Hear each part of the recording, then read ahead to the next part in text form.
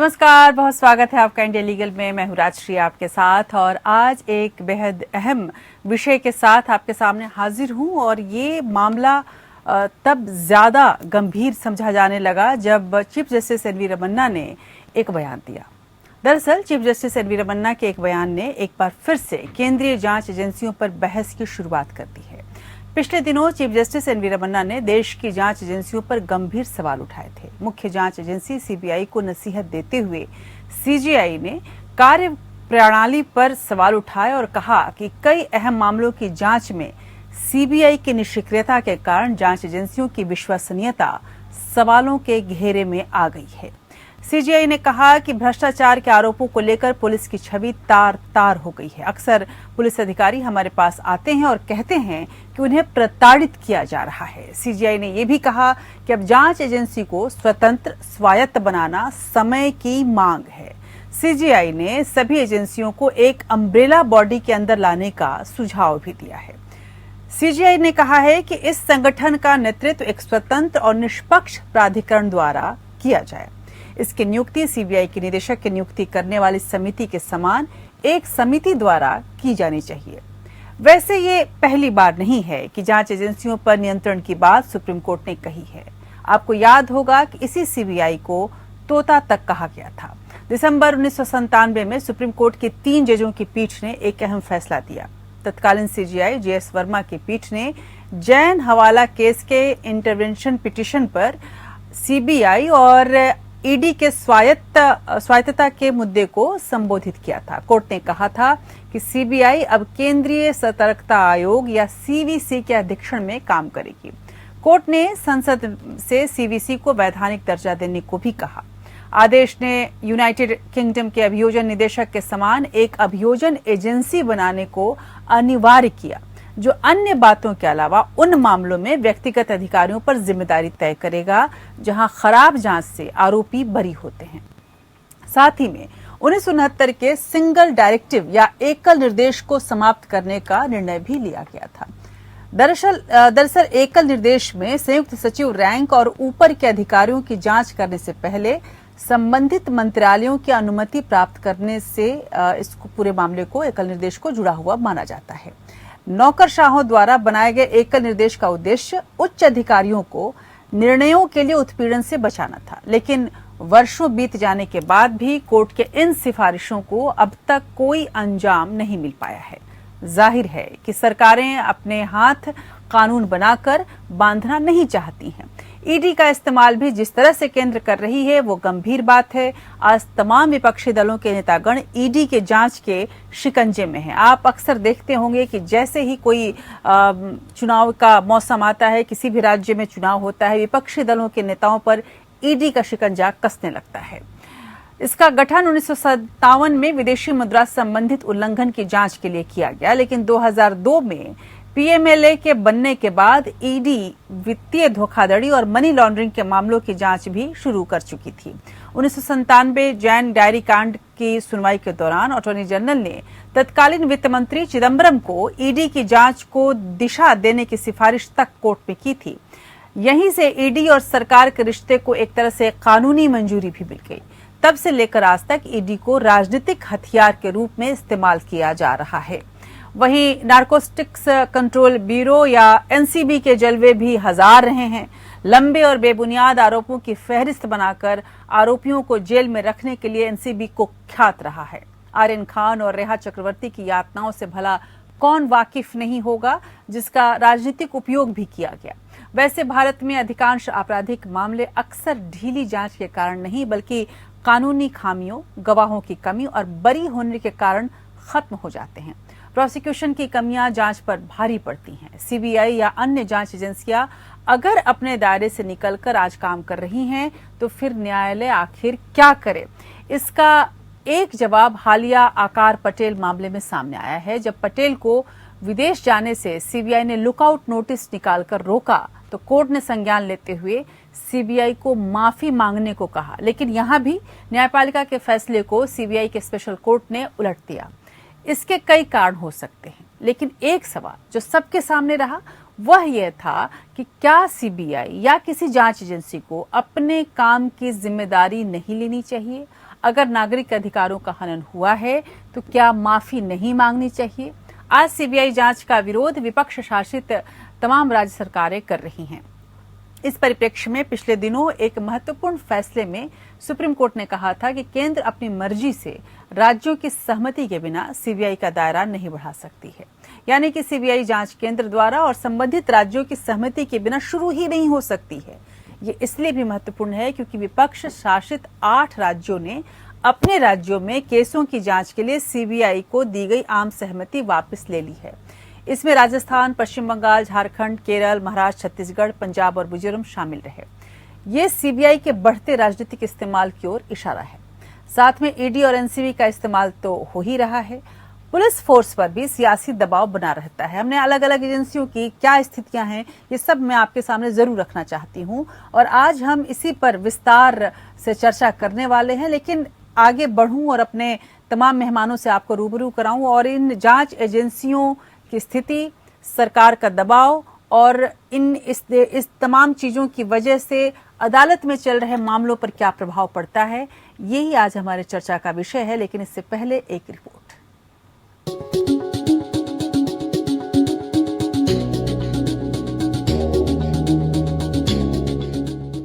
केंद्रीय जांच एजेंसियां हमेशा से ही विवादों के घेरे में रही हैं। उनके क्रियाकल्प और केंद्र सरकार के साथ एजेंसियों के रिश्तों ने हमेशा से ही सुर्खियां बनाई हैं। हाल ही में चीफ जस्टिस एनवी रमन्ना ने सीबीआई के एक आयोजन को संबोधित करते हुए जांच एजेंसियों और सरकार के गठजोड़ पर चिंता जाहिर की थी। उन्होंने विभिन्न जांच एजेंसियों को एक तंत्र के नीचे लाने के लिए एक स्वतंत्र शीर्ष संस्था बनाने का भी आह्वान किया। There is an immediate requirement for the creation of an independent umbrella institution for the investigating agencies, so as to bring various agencies like CBI, SFIO, ED, etc. under one roof. Police force और केंद्रीय जांच एजेंसियों के राजनीतिकरण पर बोलते हुए CGI ने कहा कि राजनीतिक वर्ग के साथ गठजोड़ ने आपकी विश्वसनीयता को कम किया है। The image of the institution of police is regrettably tarnished by allegations of corruption, police excesses, lack of impartiality, and close nexus with political class. The need of the hour is to reclaim social legitimacy and public trust.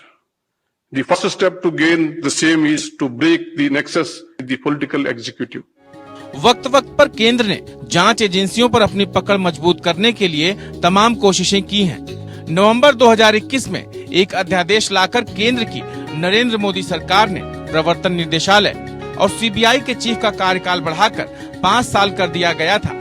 यह अध्यादेश सरकार की ओर से ऐसे समय में आया जब विपक्ष लगातार केंद्र पर केंद्रीय जांच एजेंसियों के दुरुपयोग का आरोप लगा रहा है। दरअसल विपक्षी नेताओं की ओर से बार बार ये कहा जा रहा है कि सीबीआई, ईडी और अन्य जांच एजेंसियों के जरिए सरकार उन्हें निशाना बना रही है। 100% total domination of the instruments of communication of this country. CBI, ED, these institutions suppress the conversation. Other institutions block the conversation. विपक्ष की ओर से लगातार केंद्रीय जांच एजेंसियों के बेजा इस्तेमाल पर आवाजें आती रही हैं। केंद्र जांच एजेंसियों को हमारे खिलाफ इस्तेमाल कर रही है। ममता बनर्जी, मेरा फोन रिकॉर्ड हो रहा है। बीजेपी जहां चुनाव हारती है वहां ईडी और सीबीआई का इस्तेमाल करती है। अखिलेश यादव, केंद्रीय जांच एजेंसियों के दुरुपयोग को रोकने के लिए एससी और एचसी को संज्ञान लेना चाहिए। कांग्रेस, महाराष्ट्र सरकार गिराने के लिए किया जा रहा एजेंसियों का इस्तेमाल। संजय राउत, जाहिर है कि केंद्रीय जांच एजेंसियों की स्वायत्तता और निष्पक्षता एक गंभीर मसला है। संविधान और तमाम कानूनों में उन्हें सरकार के प्रति जवाबदेह बनाया गया है। लेकिन जब यही जवाबदेही नियंत्रण और गलत इस्तेमाल का रूप ले ले तो फिर ढांचे में मूलभूत बदलाव की जरूरत जरूरी हो जाती है। Bureau report.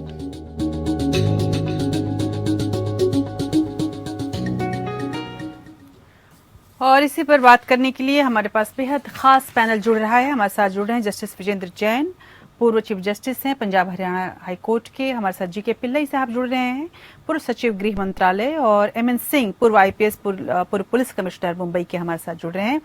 एनके सिंह हमारे साथ जुड़े हुए हैं, पूर्व सीबीआई अधिकारी हैं। हमारे साथ विकास पहवा जी जुड़े हैं, वरिष्ठ अधिवक्ता सुप्रीम कोर्ट के, और जेएस ओझा राष्ट्रीय सुरक्षा विशेषज्ञ हमारे साथ जुड़े हुए हैं। सबसे पहले मैं आपके पास आना चाहूंगी एनके सिंह जी।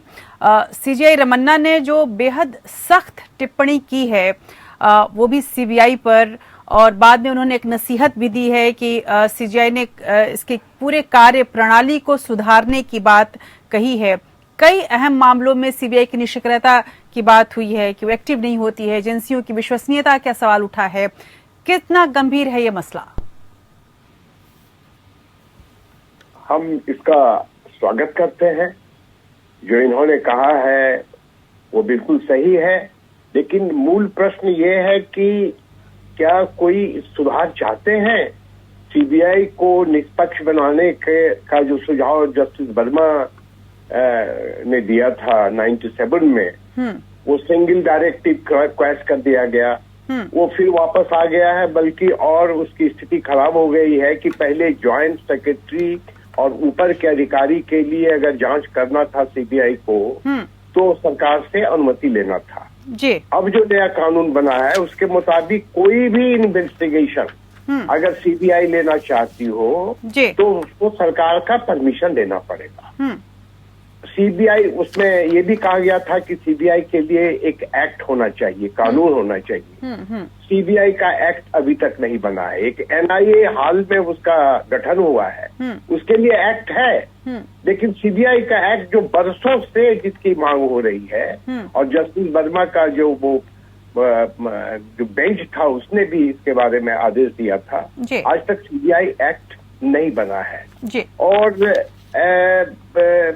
इस तरह से जो स्थिति अभी है, तो अब हम उनका स्वागत करते हैं। उन्होंने जो कहा बिल्कुल सही कहा है, बात सही है, लेकिन कहाँ तक लोग उसके बारे में गंभीर हैं?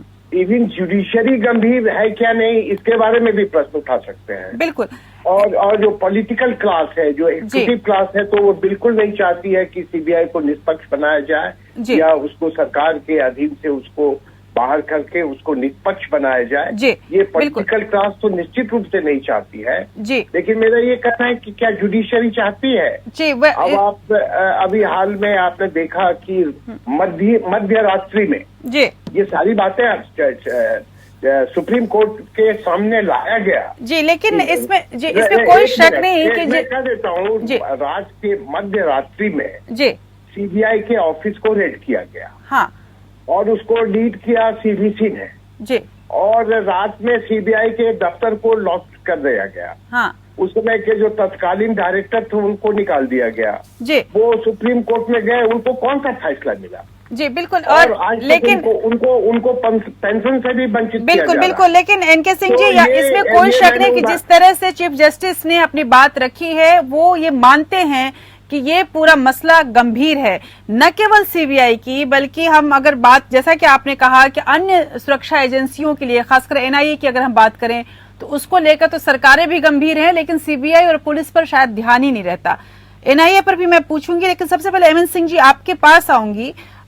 जिस तरह से सीजीआई ने जब अपनी ये बात रखी उसके पृष्ठभूमि में, और ये कोई पहली बार नहीं है जब उन्होंने पुलिस के ऊपर कोई टिप्पणी की है, उन्होंने ये भी कहा है, एक वक्तव्य उनका ये भी आया था कि पुलिस कहीं ना कहीं बहुत ज्यादती करती है और लिटिगेंट्स को दिक्कत होती है, या जो व्यक्ति एफआईआर कराना चाहता है और पुलिस की जो भूमिका होनी चाहिए थी वो बहुत सकारात्मक नहीं होती है। लेकिन वही जब ये मसला सीबीआई पर आया, जांच एजेंसियों पर आया, तो उन्होंने यहां तक कहा है कि भ्रष्टाचार के जो आरोप लगते हैं पुलिस पर, उससे उसकी जो छवि है वो तार तार हो गई है। और इसके अलावा कई बार पुलिस के अधिकारी इसलिए भी कोर्ट का दरवाजा खटखटाते हैं कि उन्हें प्रताड़ित किया जाता है। भ्रष्टाचार के एक सो कॉल्ड धब्बे के पीछे उनको प्रताड़ित भी किया जाता है।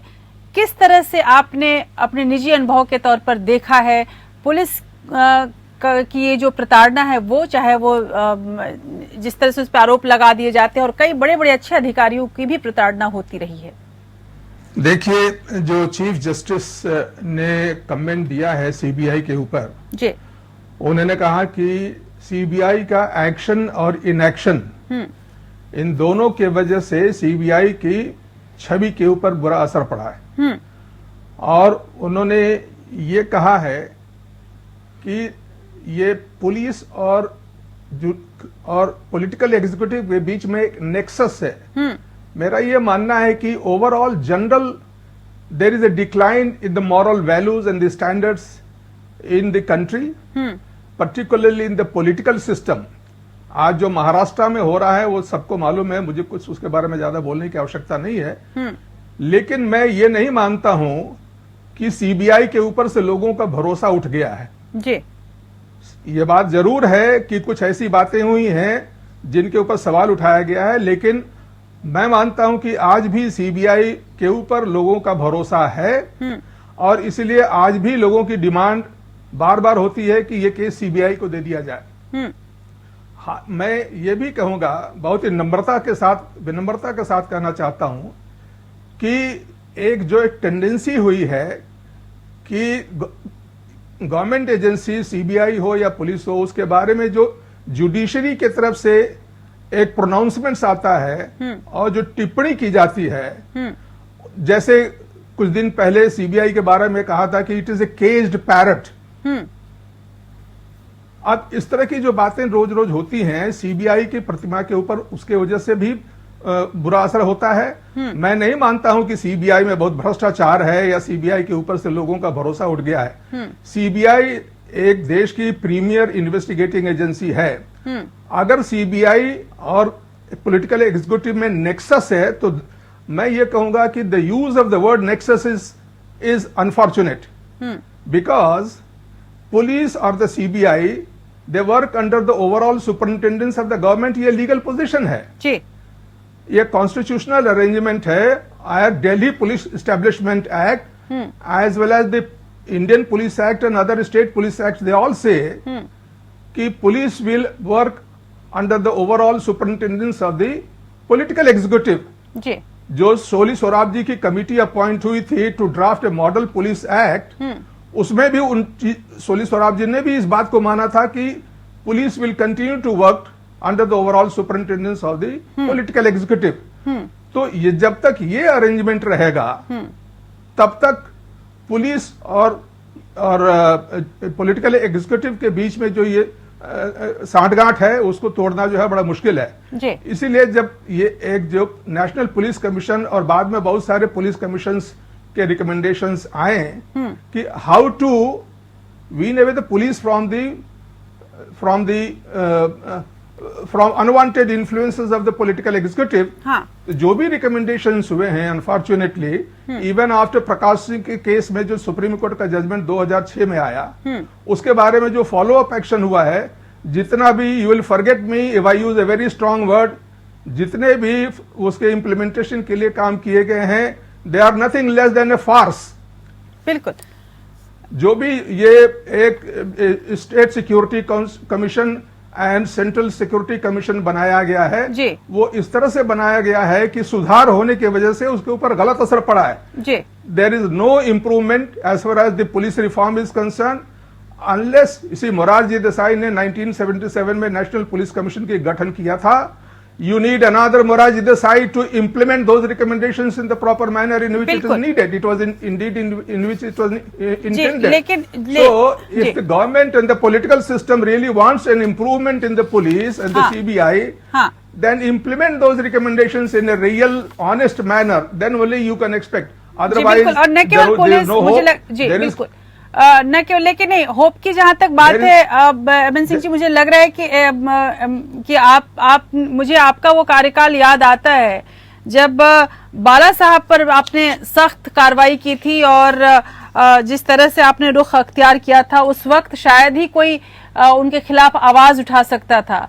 और उस वक्त अगर आपने कार्रवाई की थी तो मुझे लगता है कि अभी भी शायद संस्था में दम है। मैं उस पे आऊंगी आपके पास, लेकिन इसके साथ साथ एक बड़ा सवाल, हमारे साथ ओझा जी भी हैं और मैं आपसे जरूर पूछना चाहूंगी ओझा साहब की, एक पुलिस है, एक सीबीआई है और एक वो संस्थाएं जो नेशनल सिक्योरिटी को जांच करती हैं या उससे जुड़ी हुई हैं। बहुत सारे मामले इसमें गुप्त रखे जाते हैं, लेकिन हाल फिलहाल में ये भी आरोप लगा कि इन एजेंसीज का भी कहीं न कहीं राजनीतिकरण किया गया और उसका दुरुपयोग किया गया, और इस वजह से वो लोग जो कि दागी आरोपी ठहराए गए, उनका मामला जब अदालत में आया तो वो प्रभावित हुआ। क्या आपको लगता है कि आईबी जैसी एजेंसियों पर भी अब ये जो अभी तक कहा जाता था सीबीआई और पुलिस को लेकर, आईबी जैसी एजेंसियां भी अब इस तरह के दबाव में आने लगी हैं? पहली बात तो राजश्री जी, मैं आपको बहुत धन्यवाद कहना चाहूंगा कि इतने महत्वपूर्ण मुद्दे पे आपके डिस्कशन रख रही हैं और आपने मुझे मौका दिया। जो पुलिस का हमारा ढांचा है, जो हमने बोरो किया था पश्चिम से, वो एक था कॉलोनियल सरकार में एक इंस्टीट्यूशनल आर्मी की तरह। वो कॉलोनियल सरकार की कुछ जरूरत नहीं थी एक ट्रांसपेरेंट रूल ऑफ लॉ बनानी। और आजादी के बाद भी कई दफे सारे ऑर्गेनाइजेशन में देखा जाता है कि बहुत सारे अनरिटन रूल होते हैं, अनरिटन वैल्यूज होती हैं, अनरिटन प्रिंसिपल्स होते हैं। उसको ओवरकम करना इतना आसान नहीं होता। पुलिस को देखे तो एक से बढ़कर एक तेज दिमाग के लोग, एक से बढ़कर एक ब्रिलियंट लीडर्स पैदा हुए हैं, लेकिन फिर भी हमारी इंस्टीट्यूशन खराब है। क्यों? क्योंकि ये पुलिस में जो रिफॉर्म की बातें कह रहे हैं काफी वरिष्ठ लोग हैं, ये रिफॉर्म संभव नहीं है अपने आप में। ये स्टैंड अलोन रिफॉर्म हो ही नहीं सकता है। मैंने 2.5 वर्ष पहले करीब 10,000 लोगों के बीच में मैं बातचीत कर रहा था और मैंने कहा कि भारत के प्रजातंत्र के पूरी दुनिया में के पास चुनौतियां हैं, लेकिन भारत के प्रजातंत्र में 2 रिफॉर्म सबसे महत्वपूर्ण है। एक रिफॉर्म है पार्टीज में रिफॉर्म और दूसरा रिफॉर्म है खासकर फंडिंग और उसमें कैसे लोग आते हैं, दूसरा रिफॉर्म कॉर्पोरेट सेक्टर में है। इन 2 रिफॉर्म के बगैर कहीं कोई रिफॉर्म असंभव है। जब तक बात आप नेक्सस की कर रही है पॉलिटिशियन की और पुलिस ऑफिसर्स की, बहुत चिंता की बात है। इससे बहुत रूल ऑफ लॉ का हनन होता है, ह्यूमन राइट्स का हनन होता है, गवर्नेंस पे होती है। लेकिन आज की तारीख में उससे भी बड़ी चिंता की बात है ऑर्गेनाइज ग्लोबल क्राइम नेटवर्क का जो है पुलिस में, वो जो है सबसे खतरनाक चिंता की बात। और सवाल पुलिस को आप दोष नहीं दे सकते हैं। पुलिस में एक से बढ़कर एक अफसर हुए हैं जिन्होंने इसको लेकिन पुलिस की बात नहीं है ओझा जी। अगर हम एनआईए की बात करें, आईबी की बात करें, अब ये भी आरोप लगने लगे हैं कि चलिए पुलिस और सीबीआई, तो ये जब सीजीआई ने कहा है तो ये एक आम जनता में एक जैसे संदेश सा ही हो गया है।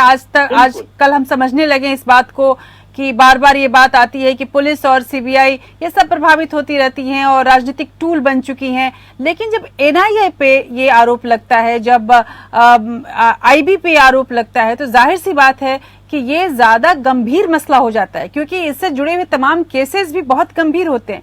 क्या आपको लगता है कि अब ये जो उंगलियां उठ रही हैं एनआईए पे और आईबी पर, वो एक बेहद गंभीर मामले को आगे बढ़ा रही हैं? देखिए, वही मैं कह रहा था कि उंगली उठाने से बात नहीं बनेगी। इस बात का हमें संज्ञान लेना होगा कि इन सारे एजेंसीज को जो है निष्पक्ष रूप से काम करने के लिए एक अच्छा माहौल पैदा करने की जरूरत है। वो संभव नहीं है। आपने अपने घर में कुछ चोर दरवाजे रख रखे हैं, जिस चोर दरवाजे से आपके घर के मुखिया जाते आते रहते हैं, तो चोर दरवाजे का इस्तेमाल गलत लोग भी करेंगे। तो जो शंका पैदा की जा रही है वो शंका काफी जायज है।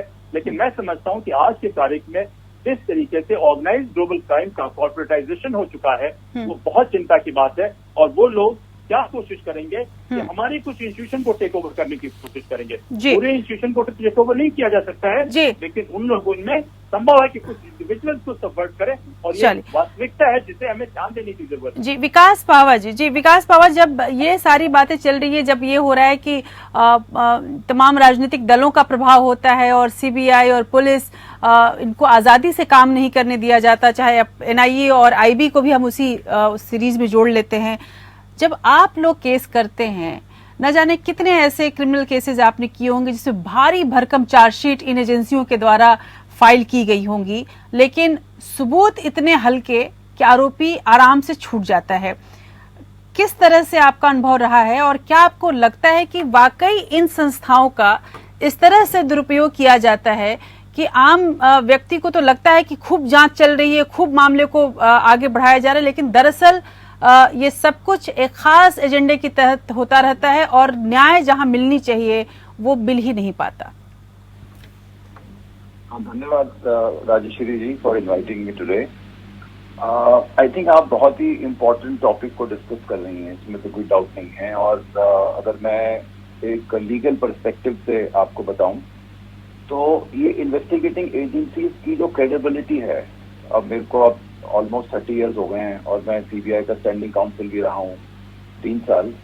तो credibility in the last about 10 years काफी अफेक्ट हुई है और काफी कम हो गई है, जिसका एक सबसे बड़ा जो बैरोमीटर है वो ये है कि कन्विक्शन रेट जो है हमारी कंट्री में, खासकर सीबीआई का या ईडी का आप देखिए, एसएफआईओ का देखिए, कन्विक्शन रेट बहुत ही लो है।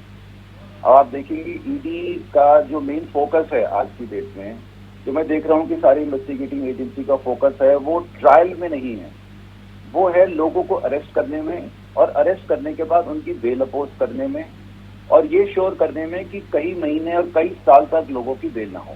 तो जो बेल जूरिस्प्रूडेंस है हमारी कंट्री का, वो थोड़ा सा चेंज हुआ है आज की डेट में जी। और अगर मैं आपको एक छोटा सा एक उदाहरण देता हूँ कि एक आप एग्जांपल लीजिए कि एक कंपनी फ्रॉड करके इंडिया के बाहर चली जाती है, तो सबसे पहले अगर वो फ्रॉड कहीं प्रिवेंशन ऑफ करप्शन एक्ट से लिंक होता है तो सीबीआई एक्टिवेट हो जाती है। सीबीआई एक्टिवेट होती है तो ईडी भी आ जाता है, क्योंकि कंपनी ने फ्रॉड किया तो एसएफआईओ भी आ जाता है, और अगर कंपनी का कोई फंड इंडिया के बाहर है तो ब्लैक मनी एक्ट भी आ जाता है, और अगर डायरेक्टर इंडिया के बाहर है तो फ्यूजिटिव ऑफेंडर्स एक्ट भी आ जाता है जी। तो एक ट्रांजैक्शन जो है वो 5 या 6 स्टैट्यूट्स को एक साथ एक्टिवेट कर देता है। कि सबसे बड़ी प्रॉब्लम ये है मल्टीप्लिसिटी ऑफ प्रोसीडिंग। अब 5 एजेंसी एक ही एक्ट को इन्वेस्टिगेट करेंगी, 5 एजेंसी एक ही विटनेस को 5 बार एग्जामिन करेंगी, 5 इन्वेस्टिगेटिंग एजेंसीज जब वो प्रोसिक्यूशन करेंगी तो 5 बार उस विटनेस को उसका क्रॉस एग्जामिनेशन होगा, उसकी एविडेंटरी वैल्यू डाइल्यूट हो जाती है, आपस में कॉन्फ्लिक्ट हो जाते हैं। प्रोलॉन्ग इनकार्सरेशन तो चीफ जस्टिस साहब ने भी बोला है कि जो अगर एक आदमी कोई पीसी एक्ट के मुकदमे में बंद हो जाता है तो आज की डेट में, मैं पिछले 4 या 5 सालों की बात कर रहा हूँ, कई साल तक उनकी कोर्ट में बेल नहीं होती जी। तो जो फोकस है वो प्रोसिक्यूशन में, कन्विक्शन में नहीं है जी, बिल्कुल। फोकस है इमीडिएट अरेस्ट करने में, जिससे क्वालिटी ऑफ इन्वेस्टिगेशन डाउन हो गई, एविडेंस जो है वो प्रॉपर नहीं आ रहा है। मैं ये समझता हूँ कि एक स्टेज पे मैंने ये भी देखा है कि जो क्वालिटी ऑफ इन्वेस्टिगेशन है वो इतनी डाउन हो गई, जो इन्वेस्टिगेटिंग ऑफिसर है उनको बेसिक लॉ की जानकारी नहीं है, उनको कोई ट्रेन नहीं कर रहा, उनकी ट्रेनिंग होनी चाहिए, उनको एकेडमी में जाके उनको बताना चाहिए कि आपका फोकस क्या है, आपको कैसे इन्वेस्टिगेट करके एविडेंस कलेक्ट करके कोर्ट में पेश करना है। तो ओवरऑल जो क्वालिटी है वो क्वालिटी बहुत ज्यादा गिर गई है जी। और शायद इसीलिए सीजीआई ने कई सिफारिशें भी दी हैं। हमारे साथ जस्टिस विजेंद्र जैन भी जुड़े हुए हैं और जीके पिल्लई साहब भी हमारे साथ जुड़े हुए हैं। जस्टिस विजेंद्र जैन, आपके पास आना चाहूंगी सर। और ये जो पूरा मसला जिस तरह से चीफ जस्टिस ने सबके सामने रखा और जिस तरह की सिफारिशें उन्होंने जांच एजेंसियों के सामने दी हैं, जो हमारे पैनल पे तमाम वरिष्ठ पैनलिस्ट हैं, उन्होंने एक बात बहुत स्पष्ट की है कि समस्याएं तो बहुत हैं, लेकिन इन समस्याओं से निपटने के लिए जितनी ईमानदारी की जरूरत है, चाहे वो पॉलिटिकल ईमानदारी की बात हो या न्यायपालिका के द्वारा, क्या वाकई हम उतने दृढ़ संकल्प हैं, ये एक बड़ा सवाल है। पिल्लई साहब, GK Pillai, how do you see CJ रमन्ना's suggestion for creation of autonomous body to bring central agencies under the umbrella organization? Well, personally, I think that it's not really the fault of not having or having an organization. It's really the motive behind what you want to do with these agencies. If your intention is to have total control over these agencies, then it doesn't really matter what you do. It's impossible to be able to make these agencies autonomous, and that is what we have seen even where in the case of the CBI, where you have the Prime Minister, the Chief Justice of India, and leader of the opposition, etc., and you've still not been able to make these agencies autonomous because it's the day-to-day control and the day-to-day control which is not being looked at. एक ये बात हो रही है कि ये इतना आसान भी नहीं है, जिस तरह से सीजीआई रमन्ना ने कहा कि एक ऑटोनमस बॉडी बनाई जानी चाहिए। आप किस तरह से सीजीआई के उन सिफारिशों को देखते हैं जो उन्होंने जांच एजेंसियों की स्वायत्तता के लिए बात कही है, जो सिफारिशें दी हैं या जो सजेशंस दिए हैं?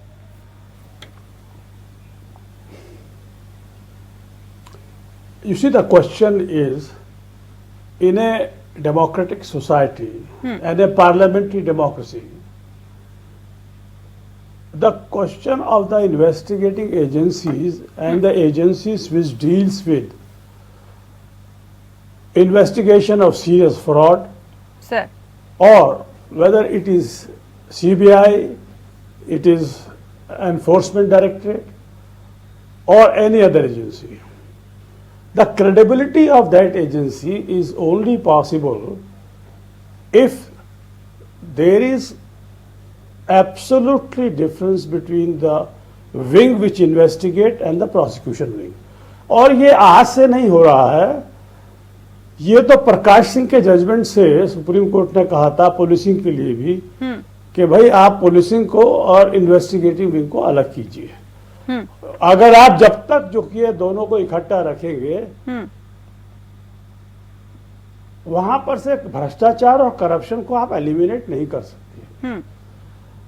सब लोग जानते हैं, everybody, let us say any political party, when they are in power, they do not take any steps to implement anything, whatever the Supreme Court says, or whatever to make agencies working more transparent, bifurcation of investigation with the people who prosecute them. It is all in one hand. So it is, हमारा या chief justice of India ने कहा, उन्होंने भी eco किया sentiments of the people as well as what has been laid down by Supreme Court from almost about more than 3 decades. बिल्कुल But सर, nobody is implementing it. जी sir, वही एक समस्या। Every political party they say it is very bad. Sir लेकिन sir यहाँ पर एक दो चीजें मैं आपको जरूर याद दिलाना चाहूंगी कि जिस तरह से सीजीआई ने कहा कि पुलिस जातियों के लिए रिटायर्ड जजों का एक पैनल बनाया जाना चाहिए, पहली बात। दूसरी तरफ उन्होंने मुझे वो भी याद आ रहा है कि जैन हवाला कांड की सुनवाई के दौरान जब सुप्रीम कोर्ट ने कई अहम सिफारिशें की थी, जिसमें कि सीबीआई को सीवीसी के अंदर लेकर आना था, अधिकारियों को कार्यकाल के दौरान किए गए फैसलों पर संभावित जो कार्रवाई से बचाना था, ये सब कुछ तब ये कहा गया था। अब एक नई बात पुलिस के लिए और सीबीआई के लिए कही गई है। क्या आप ये समझते हैं कि इन तमाम मसलों में, ठीक है ये पॉलिटिकल एम्बिशन, पॉलिटिकल एक विल की बात तो है अनडाउटली, लेकिन क्या सुप्रीम कोर्ट या सर्वोच्च अदालत, हमारी अपेक्स कोर्ट, क्या वाकई इसमें कुछ कर सकती है? किसी खास तरह से ऐसे निर्देश दे सकती है कि इन जांच एजेंसियों की ताकत को भी लौटाया जा सके और इनकी निष्पक्षता को भी बरकरार किया जा सके? देखिए, इट इज वन थिंग बहुत क्लियर है कि सुप्रीम कोर्ट दिशा निर्देश दे सकती है, पर सुप्रीम कोर्ट तो कोई कानून लेजिस्लेट करने का सुप्रीम कोर्ट को कोई अधिकार नहीं है। बिल्कुल। और वो टोटल रियल्म है लेजिस्लेचर के रियल्म के अंदर। तो अगर लेजिस्लेटिव विल नहीं है, people in power they do not want it, then how it is possible? It is a desire, it's a very good desire that ऐसा होना चाहिए, सीवीसी के अंदर हो या कोई भी मैकेनिज्म, कोई जरूरी नहीं कि सीवीसी के अंदर हो। क्वेश्चन ये है कि the authority which is invested with the power of supervision, their tenure must not be disturbed, like for example high court judges or supreme court judges. Now always there are some decisions, normally जो litigation है India के अंदर, खासतौर से writ court के अंदर, वो तो का सारा सरकार के खिलाफ है। बिल्कुल। वहां पे सरकार की जो जाति होती है, लोग समझते हैं कि उनका राइट्स वायलेट हुआ है, इनइक्वालिटी हुई है, डिस्क्रिमिनेशन हुआ है, they approach the high court और supreme court for appropriate remedy. So once the order is struck down either by certiorari or by habeas corpus or by mandamus, all these high prerogative writs envisaged in our constitution, तो वो तो सरकार के खिलाफ होता है। वो एक केस मान लीजिए कि क्वैश हो गया, क्या ये देखा गया कि वो जिस पॉइंट के ऊपर हुआ वैसा दोबारा नहीं होगा? इस कंट्री के अंदर सबसे बड़ी बात ये है कि रिस्पॉन्सिबिलिटी फिक्स नहीं होती है। जी। आज अगर हमारा कंट्री एक let us say the government want it should go with a pace where we can have lot of infrastructure, everything, But now the which officer can take a decision? They say no. अगर हम decision लेंगे तो हमारे को तो CBI की inquiry हो जाएगी, उससे सारा वर्क प्रोसेस करता है। ज्यादातर केसेस में मैंने देखा है कि वो कहते हैं भाई देखो आपका केस ठीक है, but you to go to court, court कहेगी तो हम कर देंगे। अब this is not the way to govern a country. सही बात है। So there has to be some mechanism so the people who are working they feel safe. There should be. अब ये L2 लोअर टेंडरर का जो concept था, ये एक कॉलोनियलिज्म का कंसेप्ट था। किसी भी एडवांस कंट्री के अंदर ये लोअर आदमी है उसी को देना है, ठेका देना है। तो इसी तरह से जो सीबीआई और एनफोर्समेंट डायरेक्टर है आजकल तो उनका बहुत ज्यादा इस्तेमाल होता है, मान लीजिए। जी। तो लोगों को ये नहीं महसूस होना चाहिए कि ये विंडिक्टिवनेस से हो रहा है, वो ये होना चाहिए उनकी वर्किंग ट्रांसपेरेंट होनी चाहिए। विकास पाहवा, आपके पास आना चाहूंगी। बात बार बार ये हो रही है कि जांच एजेंसियां जो हैं वो बहुत दबाव में रहती हैं, खासकर सियासी दबाव में रहती हैं। जाहिर सी बात है कि उसका असर प्रोसिक्यूशन पर भी खूब पड़ता होगा। अब अगर प्रोसिक्यूशन को अगर राजनीतिक दबाव से बचाना हो तो कैसे बचाया जाए? क्योंकि एक तो ये स्थिति है कि हम भविष्य में कुछ ऐसी चीजें करें कि जांच एजेंसियों के लिए बड़ी अच्छी स्थिति, आदर्श स्थिति हो जाए और जो लिटिगेंट्स हैं उनका भी मामला बहुत जल्द सुलझ जाए और ईमानदारी से, ट्रांसपेरेंसी के साथ काम हो। लेकिन आज की स्थिति में यदि हम बात करें तो किस तरह के सुझाव आप देना चाहेंगे जिससे जो अभी की स्थिति है वो एक वकील के तौर पर आप ये समझते हैं कि उसको भी और सुधारा जा सकता है? देखिए, मैं समझता हूँ पहली तो जैसे जस्टिस जैन साहब ने बोला कि बहुत ही कन्वेंशनल प्रॉब्लम है इन्वेस्टिगेशन और प्रोसिक्यूशन को सेपरेट करने की। जी। अगर प्रोसिक्यूशन डिपार्टमेंट इंडिपेंडेंट हो जाए, which is not answerable to the government, you will see कि प्रोसिक्यूशन सारे स्ट्रीमलाइन हो जाएंगे और कन्विक्शन रेट भी बढ़ेगा और उसमें जस्टिस दिखाई देगा। या तो एक्विटल होगा तो एक्यूटल होगा और अगर कन्विक्शन होना है तो कन्विक्शन होगा। दूसरा है कि ये जो प्रोसिक्यूटर्स के अपॉइंटमेंट हैं ये भी बिल्कुल पॉलिटिकल हैं। प्रोसिक्यूशन कभी भी इनके जो अपॉइंटमेंट होते हैं, चाहे वो दिल्ली का हो, बीइंग पूरा कंप्लीट स्टेट नहीं है या स्टेट में भी हो, they are governed by the state. तो प्रोसिक्यूशन इस पॉइंट ऑफ व्यू से अपॉइंटमेंट नहीं होता कि उसमें क्रेडिबिलिटी है या उसमें कॉम्पिटेंस है। वो इस पॉइंट पे होता है कि इसका अलायंस किसके साथ है। ये जो लॉयर है जो प्रोसिक्यूटर बनेगा, क्या वो पार्टी का पुराना वर्कर है, नहीं है, इस पॉइंट को लेते हुए अपॉइंटमेंट होते हैं। तीसरा एक इम्पॉर्टेंट एस्पेक्ट है कि हमारे यहाँ कभी भी एनुअल ऑडिट नहीं होता प्रोसिक्यूशन का। जी। अब प्रोसिक्यूशन अगर 100 केसेस फाइल हुए हैं तो उसमें कितने एक्विटल हुए, अगर एक्विटल हुए तो क्यों हुए, उसका जिम्मेदार कौन है, क्या आपने एविडेंस ठीक से कलेक्ट किया था, नहीं किया था, उसमें कोई अकाउंटेबिलिटी नहीं है हमारे यहाँ। और हमारे यहाँ जो अच्छे लॉयर्स हैं, जो सक्सेसफुल लॉयर्स हैं, उनको कभी भी प्रोसिक्यूशन डिपार्टमेंट में नहीं लिया जाता, क्योंकि एक तो उनको ऑब्वियसली क्योंकि सैलरी प्रॉपर नहीं मिलती, उनका एंगेजमेंट जो है वो जिस हिसाब से उनको कॉम्पेंसेट करेंगे या रेम्यूनरेशन होगा उनका वो काफी कम होता है। सो क्वालिटी ऑफ प्रोसिक्यूशन को इम्प्रूव करना है, ये सबसे बड़ी इंपॉर्टेंट है बात है हमारे। जी। तो मैं समझता हूँ accountability, quality of prosecution, swiftness in the investigation and prosecution, and independent courts like fast track court, ये 4-5 चीजें हैं जिसको हम शुरू से ही कहते हुए आए हैं कि अगर ये सरकारें इस पे फोकस करें तो शायद हमारा प्रोसिक्यूशन बेटर हो जाएगा और लोगों को एक ट्रस्ट डेवलप होगा जो आज की डेट में नहीं है। बिल्कुल। आज की डेट में आपने भी कई बार अपने उसमें अभी ब्रीफ उसमें बोला है कि लोगों का जो विश्वास है वो क्रिमिनल जस्टिस सिस्टम से उठता जा रहा है। जी बिल्कुल। जितनी भी एजेंसीज हैं उनका जो इस्तेमाल होता है वो पॉलिटिकल से होता है जी। और गलत लोगों को फंसाया जाता है, ज्यादा से ज्यादा लोगों को जेल में रखा जाता है। इस पे जो है अगर आप देखेंगे सोशल मीडिया में भी रोज हम इस तरीके से देख रहे हैं, एलओसी का एस्पेक्ट है। हाँ। रोज आप किसी भी अगर 5 एक्यूज किसी भी केस में आते हैं सबके खिलाफ एलओसी खोल दी जाती है विदाउट रियलाइजिंग कि एलओसी का मतलब क्या है। एलओसी का मतलब है अगर एक्यूज एब्सकॉन्ड कर रहा है, कोऑपरेट नहीं कर रहा, भागने के चांसेस हैं तो उसका लुकआउट सर्कुलर खुलता है। जी बिल्कुल। इन्वेस्टिगेटिंग एजेंसीज को ऐसी डायरेक्शन दी जाती है कि अगर आपने केस रजिस्टर कर लिया और इन्वेस्टिगेशन स्टार्ट हो गई तो on a drop of a hat जिसे कहते हैं आप लुकआउट सर्कुलर खोल देते हैं। जी बिल्कुल। लोग बाहर नहीं जा पा रहे हैं, उनका फंडामेंटल राइट वायलेट हो रहा है। सो ओवरऑल जो मैं समझता हूँ कि पूरे जो हमारा क्रिमिनल जस्टिस सिस्टम है उसके ओवरऑल करने की जरूरत है। बिल्कुल, अगर हम चाहें कि लोग उसको रिस्पेक्ट करें और उसकी जी क्रेडिबिलिटी पूरी तरह से रिव्यू करने की जरूरत है। लेकिन एनके सिंह जी, एक मुझे अगर सीबीआई से के आंकड़े में देख रही थी, सीबीआई से जुड़े हुए कुछ आंकड़े अगर मैं आपको बताऊं तो 2020 के आखिर तक सीबीआई के पास लगभग 1700 मामलों, जिसमें एफआईआर और पीई दोनों मैंने शामिल किया है, कि जांच लंबित थी, उनकी जांच अभी नहीं हुई थी।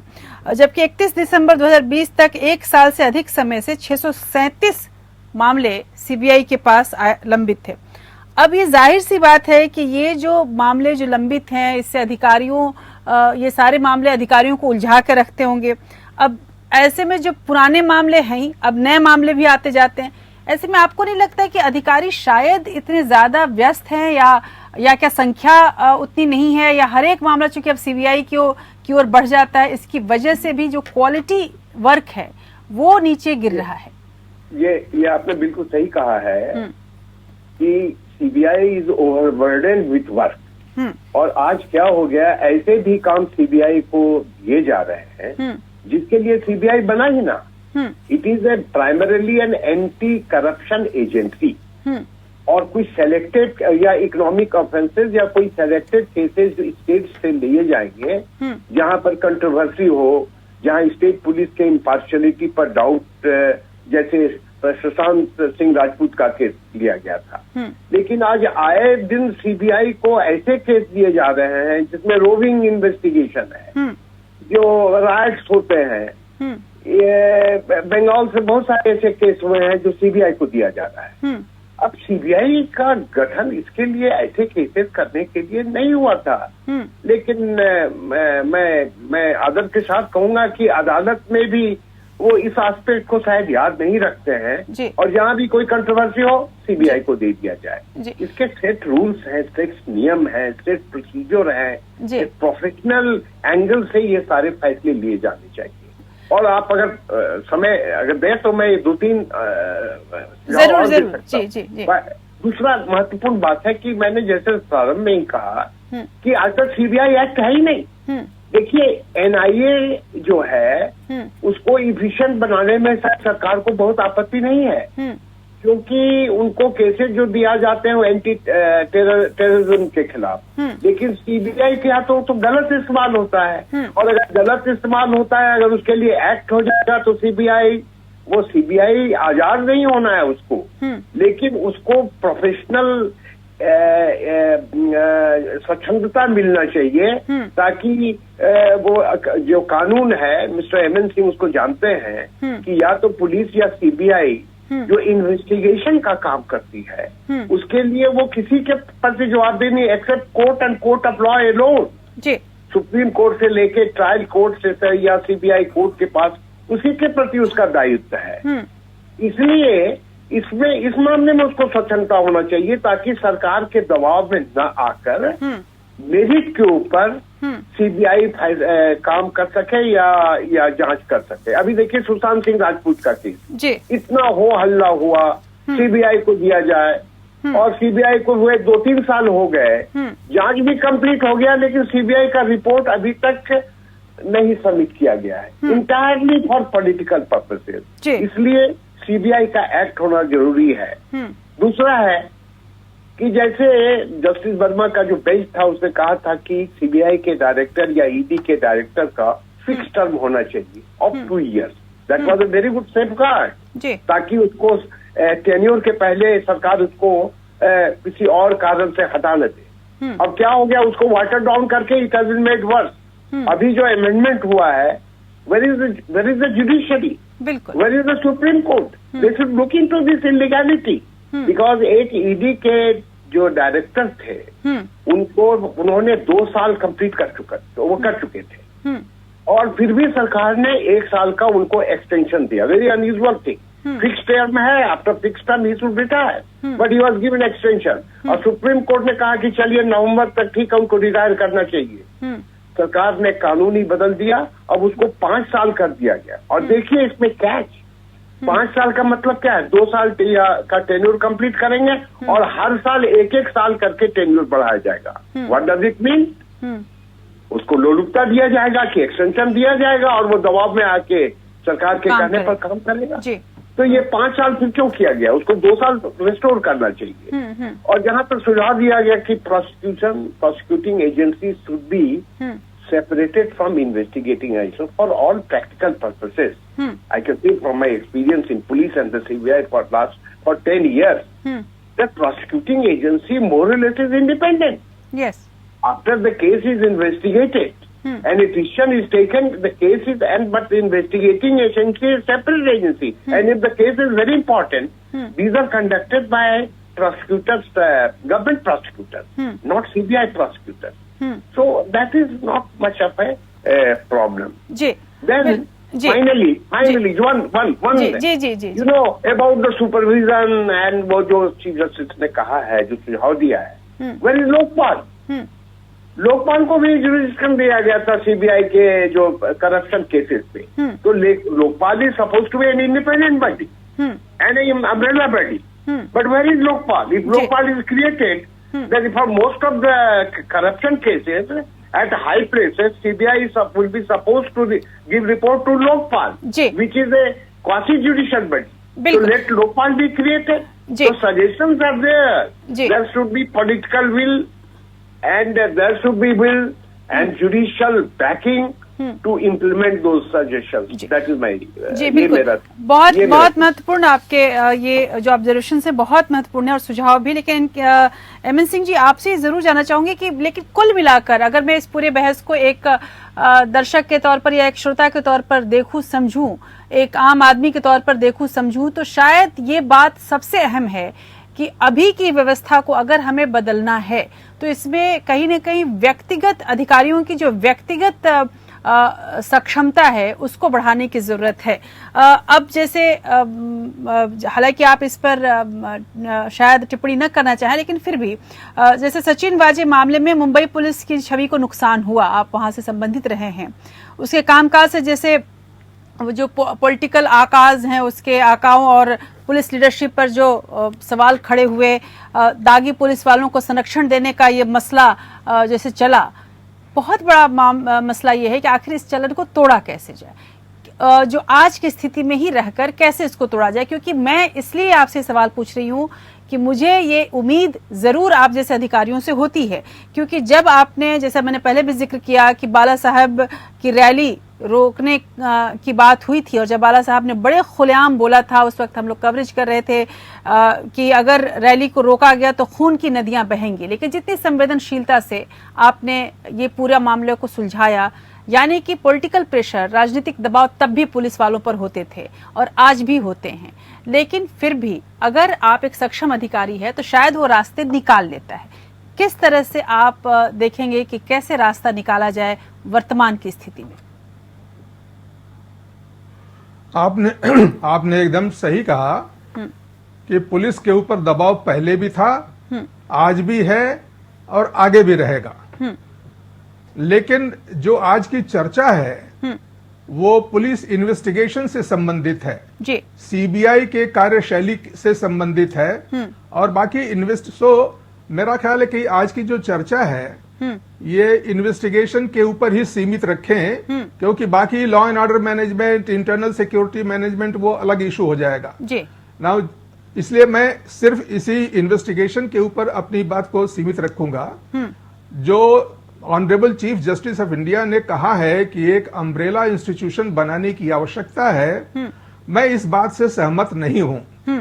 सीधा बात है कि विनीत नारायण केस में सुप्रीम कोर्ट ने जजमेंट दिया था और सीवीसी को ओवरसी करने के लिए कहा था। वो एक व्यवस्था बनी थी, वो व्यवस्था कोई कारगर व्यवस्था नहीं हुई। उसके बाद जो नेशनल पुलिस कमीशन के रिकमेंडेशंस थे अबाउट पुलिस रिफॉर्म और बहुत सारी कमिटीज बनी, रिबेरो कमेटी बनी, पद्मनाभ भैया कमेटी बनी और जस्टिस मलिमत कमेटी बनी और सोरी सोराब जी कमेटी बनी वगैरह वगैरह। ये सारी कमिटीज और फिर प्रकाश सिंह के केस में सुप्रीम कोर्ट ने 2006 में जो जजमेंट दिया उसकी मॉनिटरिंग की व्यवस्था भी सुप्रीम कोर्ट की देखरेख में आज भी चल रही है और बहुत सारे स्टेट्स ने उसको कुछ हद तक इम्प्लीमेंट किया है, बहुत हद तक नहीं किया है। जो किया है वो भी गलत किया है, लेकिन मॉनिटरिंग सुप्रीम कोर्ट की आज भी चल रही है। तो जहां तक ये एक अम्ब्रेला इंस्टीट्यूशन बनाने की बात है। पुलिस रिफॉर्म के ऊपर तो सुप्रीम कोर्ट की देखरेख आज भी है, और जो ये कह रहे हैं एक और इंस्टीट्यूशन बना दीजिए, उससे कुछ फर्क पड़ने वाला नहीं है जी। मैं ये मानता हूं, अभी बात ये हुई कि इन्वेस्टिगेशन और लॉ एंड ऑर्डर मैनेजमेंट को अलग कर दिया जाए। मुझे क्षमा करेंगे, जहां तक ग्राउंड लेवल पर पुलिसिंग की बात है, फील्ड पुलिसिंग की बात है, पुलिस स्टेशन और डिस्ट्रिक्ट में और कमिश्नरेट में पुलिसिंग की बात है, वहां पर इन्वेस्टिगेशन और लॉ एंड ऑर्डर मैनेजमेंट को, विंग्स को अलग कर देना घातक सिद्ध होगा। मैं बड़े स्पष्ट शब्दों में कह रहा हूं, क्योंकि यह संभव नहीं है। यस, जहां तक इन्वेस्टिगेटिंग एजेंसीज हैं, क्राइम ब्रांच है, सीआईडी है, सीबीआई है, ये उस लेवल पर इन्वेस्टिगेशन को अलग कर दिया जाए, और law and order management, security management और public order management will always remain the same, because investigation flows from many law and order issues. How do you want to separate this? You don't have any arrangement like this. The whole police machinery in the field will collapse. I am telling you very bluntly. So therefore, this suggestion कि अगर investigation wing और law and order wing को police station level पर अलग कर दिया जाए तो व्यवस्था अच्छी हो जाएगी, यह बात बिल्कुल धारणा गलत है। मैं इसके सहमत में नहीं हूं। Yes, at the CID level, CBI level, मैं ये कहूंगा कि अगर सीबीआई को आप कहते हैं कि पॉलिटिकल एग्जीक्यूटिव से नेक्सस है, तो आप सीबीआई को अलग कर दीजिए, मेक ए सेपरेट लॉ। जैसे मिस्टर सिंह ने कहा कि let there be a law which governs CBI. And दूसरी बात मैं ये कहूंगा कि investigation is an extended wing of the judicial process. बिल्कुल जी। And police itself is an organ of the judiciary, because the criminal justice system in India has three wings: the police, the prosecution, and the judiciary. Now they must work together in unison, and therefore my suggestion will be that as far as the investigation is concerned, it should be only treated as an extended arm of the judicial process and should be brought under the review of the judiciary. It should have nothing to do with the political executive. If that, and therefore for that you need to make a very fundamental change in the legal structure, entire the legal framework है उसको बदलना पड़ेगा, and then only it will improve. I will also say that ये जो अपना prosecution wing है, at least in the district level and the commissionerate level also, is very poor quality. The quality of prosecutors is very poor. If you want to improve this, you will have to create a good structure, give them good salary, good remuneration, and induct the best talent in the prosecution. Then only the things will improve. Otherwise, you hear all kinds of things that 40% of the advocates don't have law degrees. सही बात जी। It's a matter which has come out in the open space. जी बिल्कुल। Similarly, you have seen that there are bogus people working in the courts who are there to offer, उनका धंधा ही है ये bill के लिए security stand करना है। There is a big racket going on in the judicial system. It will take a lot of effort to clean up all these things. Therefore, I will summarize myself. I am not in agreement with the Honorable Chief Justice's suggestion of having another umbrella. It will be absolutely unwarranted and an infructuous step. I would say that as far as CBI is concerned and other investigating units are concerned, make a separate law, separate that part of investigation at the district level, field level, commissionerate level. Don't make the trial and error method of separating the two wings. Continue them and strengthen the prosecution system. The prosecutors must be of a good quality. Then only there are. I must say that there are pressures always. Pressures will be there. I have faced the pressures. I have also suffered because I defied the pressures. But that will continue. You have to have a good moral fabric in the police, and therefore, if everything is bad, then the police will be bad. If other things are good, police will be bad. That I suppose. Therefore, there is a need. As I said in the beginning, 1977 में National Police Commission का गठन हुआ था because the police was badly misused in the emergency period. You need another Morarji Desai to implement those, because all the recommendations of various police commissions and reforms have not been implemented in an honest manner. They're all fraud, I will tell you in a very blunt manner. जी के पिल्लई साहब इस पर comment करना चाहते हैं। इसके पहले कि मैं विकास पावा से और जस्टिस विजेंद्र जैन से एक फाइनल कमेंट लूं, जी के Pillai, what can be done to break the nexus of the central investigative agencies with the executives? That is the very important question.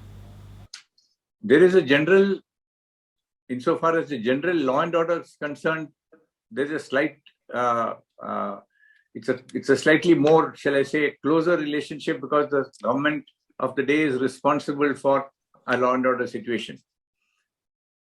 But in the case of the investigation into particular crimes and so on, and that is where the real issue comes, the officer must have the full responsibility.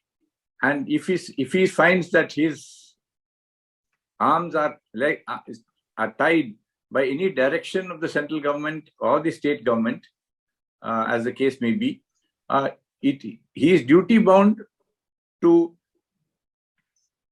ignore those, record those in writing, and if in spite of that he is then, say, I'm just saying, the officer is then, the investigating officer or the person in charge is then transferred by the state government or the central government to put, shall I say, a more pliant officer, that is where the officer should have the right to go to the court and say, this is what I was doing this investigation, this is what I put in writing, and as a result of which I am now being transferred out, and the court should be able to intervene immediately to stay that and to allow that officer to conduct his investigation independently and autonomously in accordance with the law.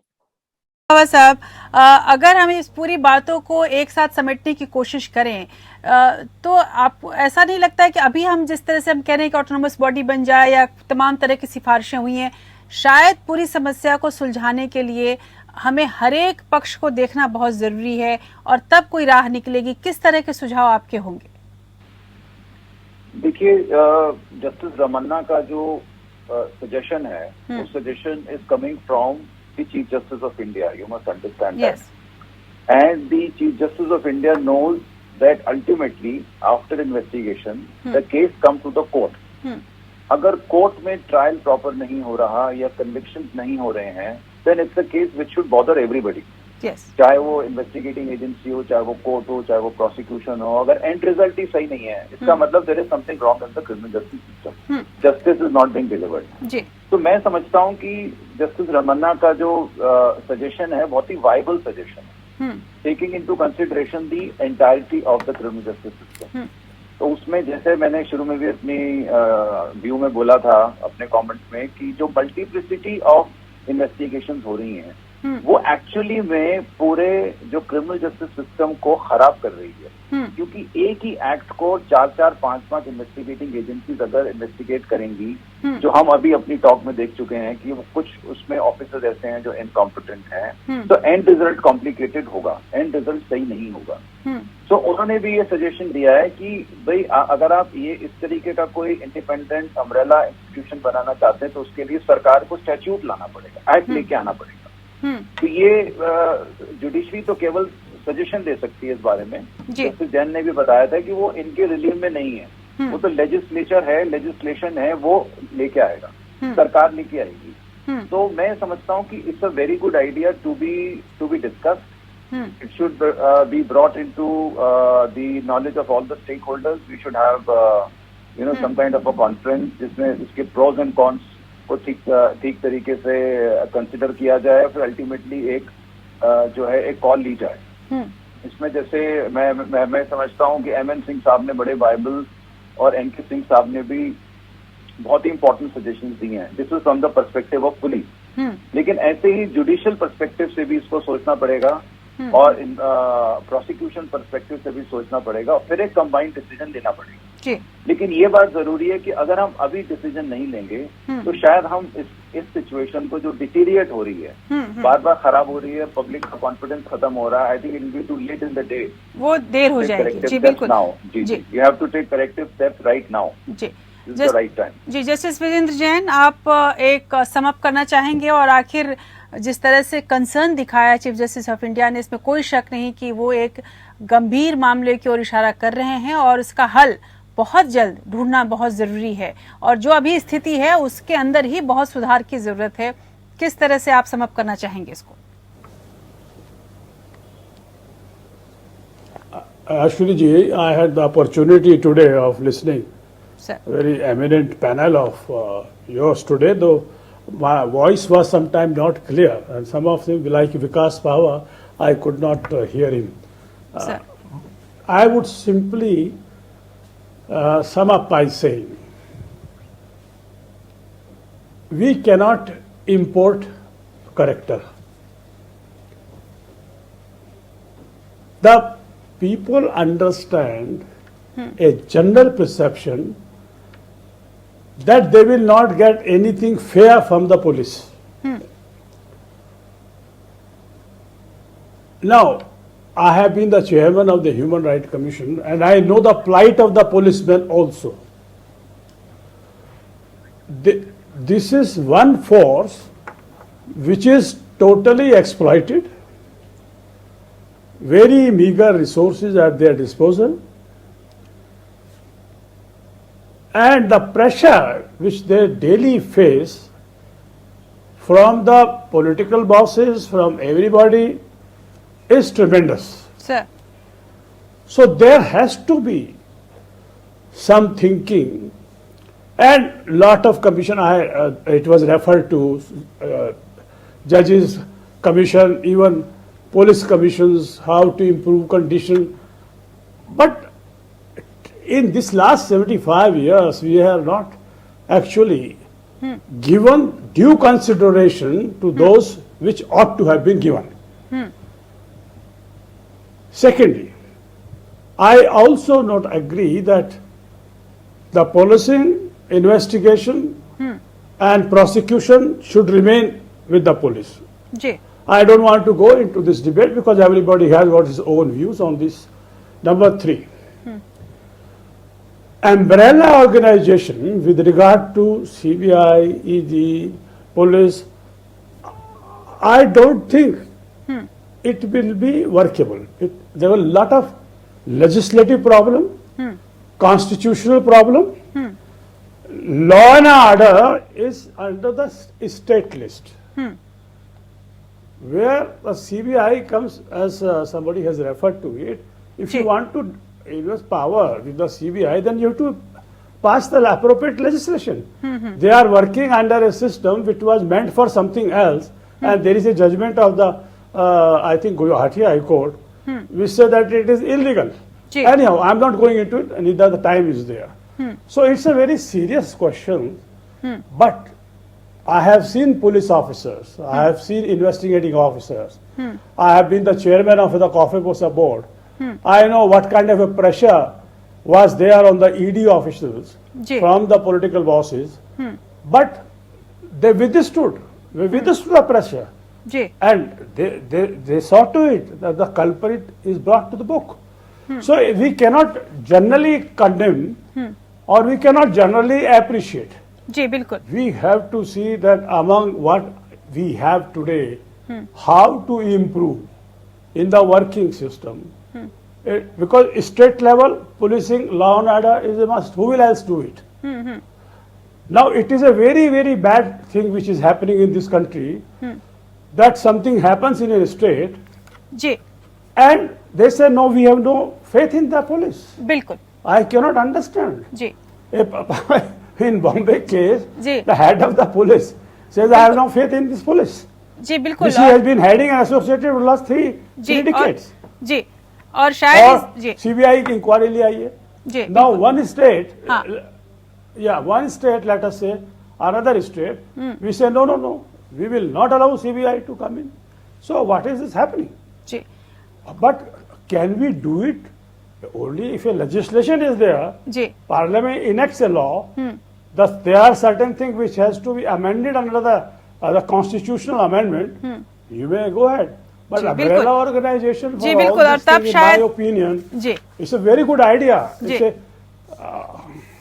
But I don't think how it will be feasible. बिल्कुल, लेकिन Thank you very much. इसमें कोई शक नहीं कि जिस तरह की समस्या बड़ी है और तो इसमें कहीं ना कहीं समग्र तरीके से काम करने की जरूरत है और तब जाकर, जैसा कि हमारे तमाम मेहमानों ने सुझाया भी, कि अगर ये काम चारों तरफ से किया जाएगा, राजनीतिक विल की भी जरूरत है, व्यक्तिगत इच्छा शक्ति भी होनी चाहिए और न्यायपालिका की तरफ से शायद ज्यादा सख्त मैसेज आना चाहिए, तब शायद हम उस आदर्श स्थिति को पा सकेंगे जिसको लेकर हम ये कह सकते हैं कि हमारे यहाँ जांच निष्पक्ष होती है। बहुत बहुत शुक्रिया आप सबों का मेरे साथ इस बहस में जुड़ने के लिए और एक ऐसे मसले से जुड़ने के लिए जो हम सबों को, हमारी 130 करोड़ जनता को प्रभावित करती है। और ऐसे में यदि आप कल्पना कीजिए कि क्या हो अगर किसी देश की जांच एजेंसियां निष्पक्ष न रहें, जाहिर सी बात है कि तब न्याय की व्यवस्था करना उतना ही असंभव हो जाएगा